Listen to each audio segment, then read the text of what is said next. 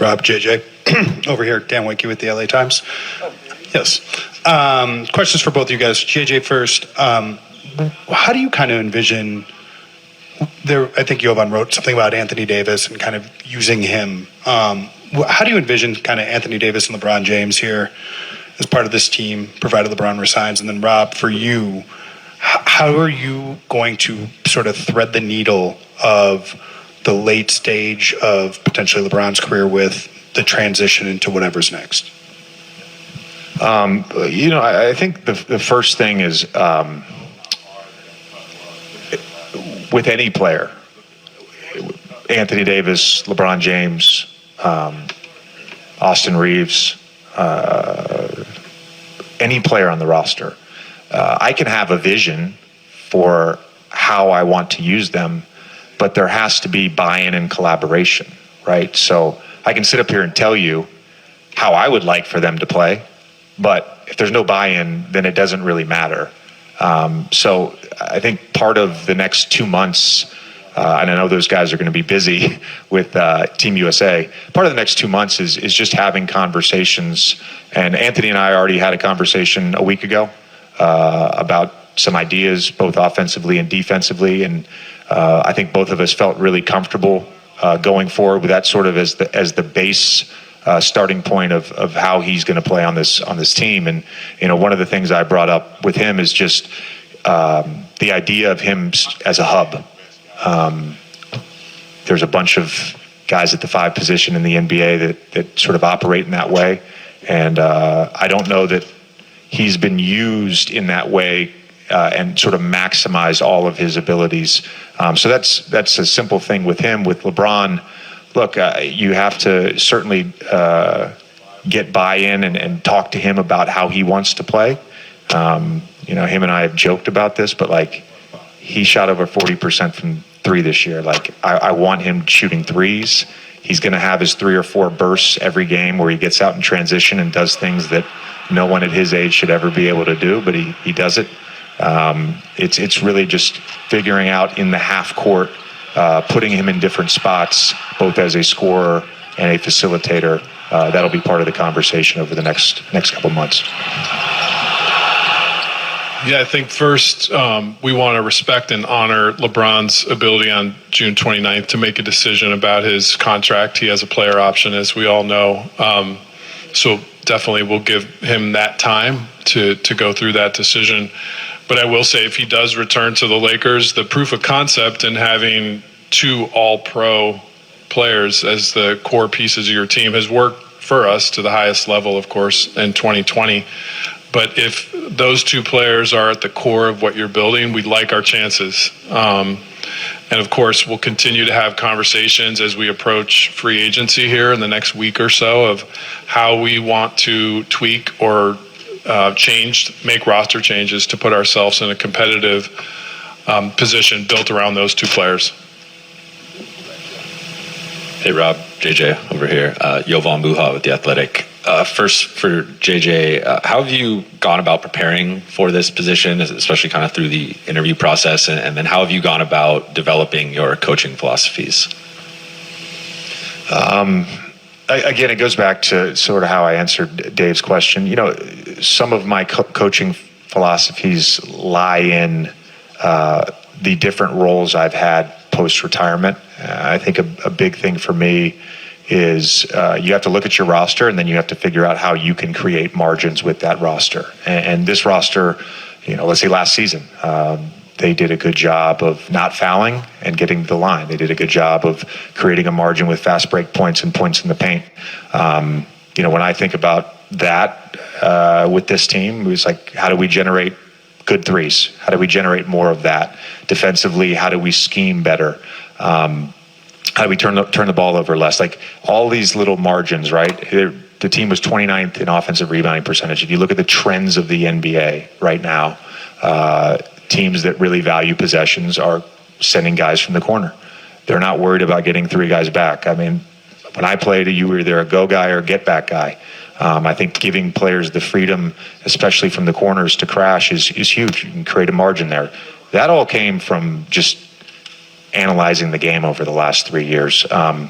philosophically, culturally, again, those are all based on experiences. When I think about culture, the foundation of it has to be competition.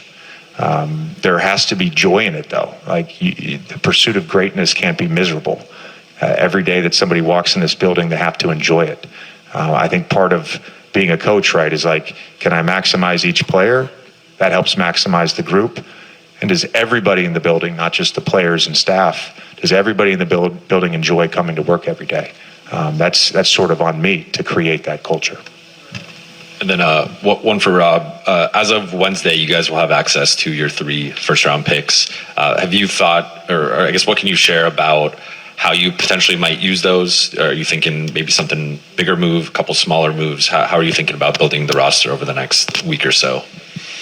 Yeah, I think JJ hit it on the head when he said our goal is to build a team that compete for championships. Whether that's in the short term or the long term, we always have to balance those two things. And I do think in this system, as I opened, some of the trades are more difficult, especially if you have a second apron team and a first apron team. There's a chance we'll be in the first apron. The trades are less prevalent than they used to be. So will we look for trades that help us become a better team? Absolutely.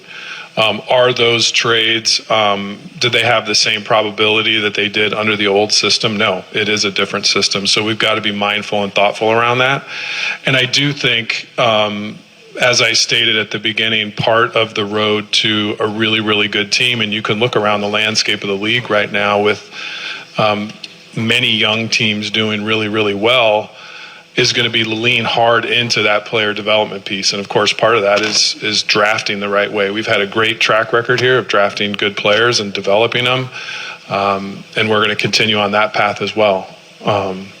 So that's not a yes or a no. If the perfect trade comes along and we can use picks to make it and win a championship, yeah, we'll do it. Is that trade going to be there? I don't know. It's harder in this system to find perfect trades. JJ and Rob, Kobe Price, Southern California News Group. Got one for both of you guys, but first, JJ, kind of a two-parter. Do you plan on coaching in both summer leagues?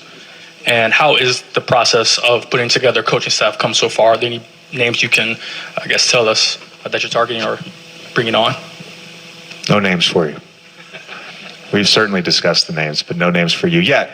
Yeah. Summer League is certainly on the table. We have talked about this.